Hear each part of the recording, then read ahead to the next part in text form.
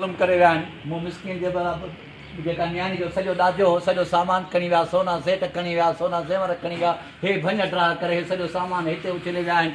कुझु मां कुझु खणी विया आहिनि, कुझु करे विया आहिनि। ॾिसो न साईं, हिन मां हे सॼो कबट भॻो अथनि सामान, इन मां सॼो सामान खयो अथनि। वरी हेॾां अचो साईं, हेॾां अचो सर, हीअ जेका आहे सा हीअ दरी भॻी अथनि साईं, हीअ दरी भञी, हिन दरीअ खां भञी इहो सामान हितां कढियो अथनि, इन डिवाइडर खे किरायो अथनि, सॼा साईं भञी छॾिया अथनि। शोकेस, अलमारियूं, हर शइ टोड़े फोड़े छॾियऊं, का शइ न बचाई अथनि। मूं मिसकिन सां ज़ुल्म कयो अथनि।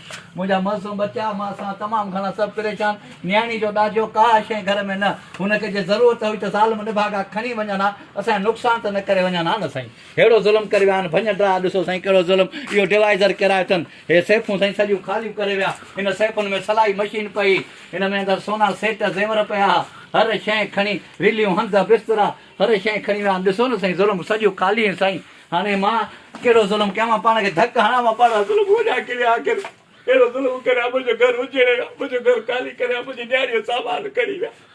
असांजी ज़िंदगी ज़हर थी वई आहे। असां 3 ॾींहंनि खां हाणे खाधो कोन खाधो आहे। मां आजी साहिबु, डीआईजी साहिबु, एसएसपी खे गुज़ारिश थो कयां त मूंसां इंसाफ़ कयो वञे।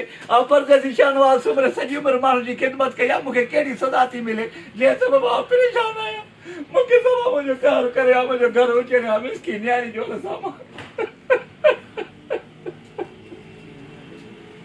मां एसएसपी साहिब खे गुज़ारिश थो कयां, मूंसां इंसाफ़ कयो, मूंसां ज़ुल्म करे विया आहिनि। अहिड़ो कार थींदो आहे ज़ुल्म, सॼो सामान भञी नार करे छॾियो अथनि, का शइ न छॾी अथनि साईं। अहिड़ो ज़ुल्म थींदो आहे। मूंसां इंसाफ़ कयो वञे, मूंसां इंसाफ़ कयो वञे, मूंसां इंसाफ़ कयो वञे। तव्हां साहिबनि भाउरनि खे गुज़ारिश आहे, एसएसपी खे ॿाहूं ॿधी गुज़ारिश थो कयां, आईजी साहिब खे ॿाहूं ॿधी गुज़ारिश थो कयां त मुंहिंजो थियल नुक़सान जो इज़ालो कयो वञे। मां कहिड़े क़िस्म जी सज़ा भोगे रहियो आहियां, मुंहिंजी त कंहिंसां दुश्मनी बि कान्हे, मूंसां अहिड़ो ज़ुल्म छो कयो वियो आहे साईं। महिरबानी साईं जंहिंजी तव्हां साफ़ी बिरादर मूंसां साथ ॾियो।